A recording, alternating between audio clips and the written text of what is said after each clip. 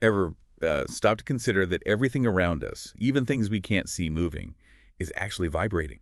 It's quite a thought. It really is. It's fundamental physics, But actually. what if that same principle holds true for our inner world, Yeah. our thoughts and feelings? Hmm. Could understanding this whole idea of frequency and vibration actually be a way to, well, feel better and live more fully? That's exactly the compelling question we're exploring today. We're doing a deep dive into these concepts, frequency and vibration, specifically in the context of what we might call energy mastery. Okay, and our map for this journey comes from your inner alchemist, Energy Mastery for Abundance, specifically Chapter 3.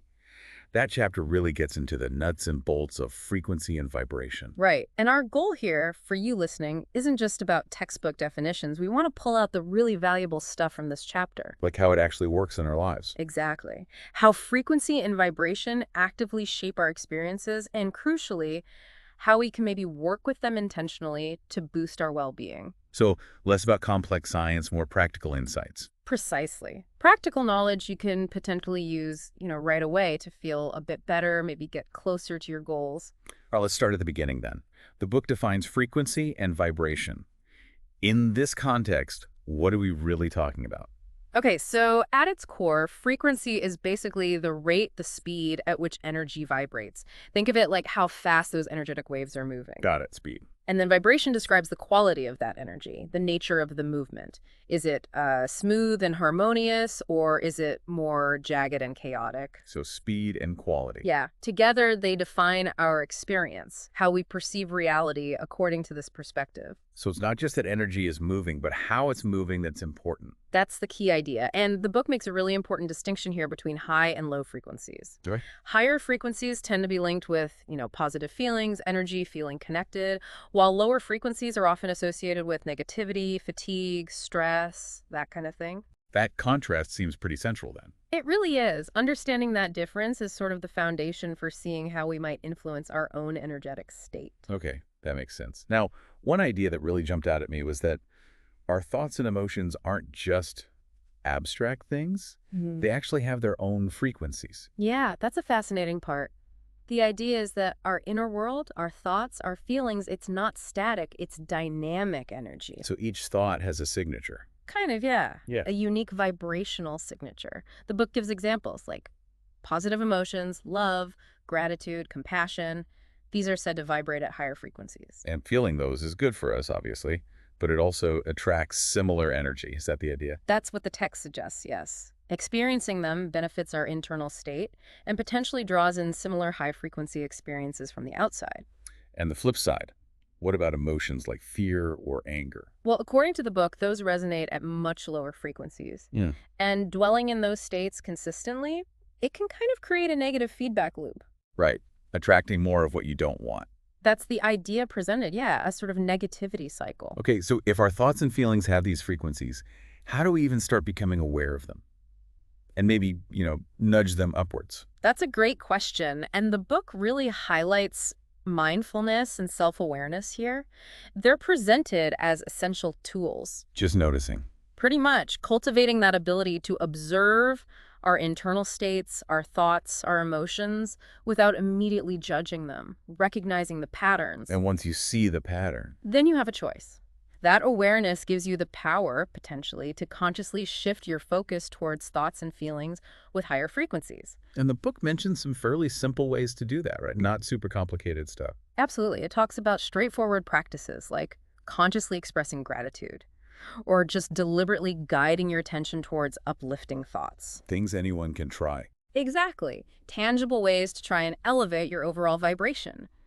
And the book suggests that doing these things consistently can lead to real improvements emotionally and even physically. It's like tuning an instrument, but the instrument is us. That's a great analogy. And speaking of the physical, the chapter also gets into how our physical body itself vibrates. Right, ourselves. How does our health connect to this frequency idea? It's presented as a really crucial link. Just like our thoughts and emotions have vibrations, so do the cells in our body. Billions of them. And what affects that cellular vibration? Well, the book points to a whole range of factors. Our diet, for instance, the environment we're in, our lifestyle choices in general. So everyday things, what we eat, how much we move can actually shift our body's energy. That's the concept. The chapter really emphasizes that healthier habits, regular exercise, whole foods, good sleep, they all contribute to raising the body's vibration. Making us more resilient, more vital. That's the idea, strengthening resilience, boosting vitality. And it also mentioned more active things we can do besides just general healthy living. Yes, specific physical practices like yoga or qigong, even something as simple as mindful breathing. How do those help specifically with frequency? They're seen as powerful ways to actively cultivate higher body frequencies. They work by harmonizing the body and mind, releasing stress and tension. Creating balance. Exactly, promoting inner balance. Regular practice is said to really support this alignment, leading to noticeable increases in energy and just general wellness. It's really interesting how interconnected it all feels. Mind, body, emotions, all vibrating. Okay, let's shift focus outwards. The environment. How does where we are affect our personal frequency? That's another big piece of the puzzle. Our surroundings are constantly interacting with our own energy field. Constantly. Seems so. The book particularly highlights nature. It suggests nature has this inherently high frequency. Think about how you feel walking in a forest or by the ocean. Calmer, usually. Yeah. Clear. Right. That feeling of peace, clarity, balance. The book suggests spending time outdoors, near water, in green spaces, can literally help recalibrate our energy, aligning it with the Earth's vibration. Ah, that explains why go take a walk in the park is such common advice for stress. It's like we're tuning ourselves to nature. Kind of, yeah. And conversely, the chapter warns about environments that might lower our frequency. Like what? Places that are cluttered, maybe really noisy, or just feel heavy, carrying a negative energetic charge. These can potentially increase stress or unease. Huh.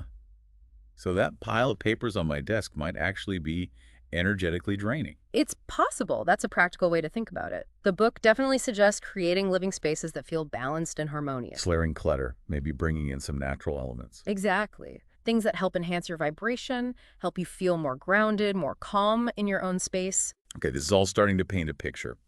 We see how frequency might play out in our thoughts, bodies, environments. Now, the really practical bit. How can we actively raise our frequency? The chapter had specific techniques, right? It did, yeah. This is where it gets really actionable. One of the first things discussed is sound and music, their influence. Right. I know certain music definitely lifts my mood. What's the energetic explanation for that? Well, the book explains that certain sounds, specific musical pieces, even particular frequencies, are thought to promote higher vibrations within us. Like specific notes or something. Kind of. It mentions sound healing practices using things like singing bowls, tuning forks, or even listening to specific frequencies like 432 hertz or 528 hertz are mentioned. And how does that work? The idea is resonance.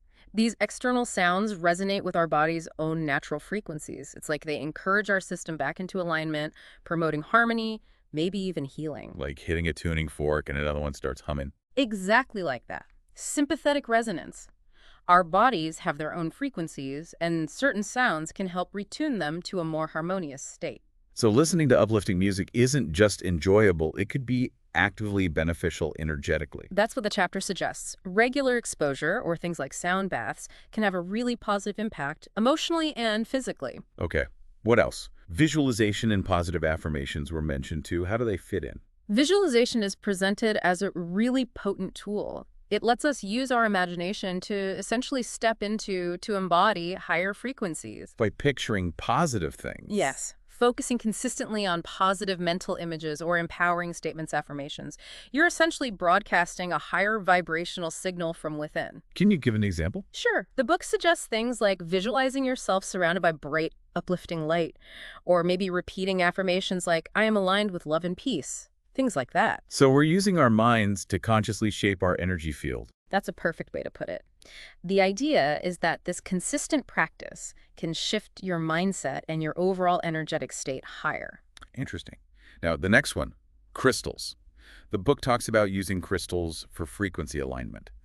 This might be new territory for some listeners. It might be, yeah. But crystals have been linked with energy work for a very long time in various traditions.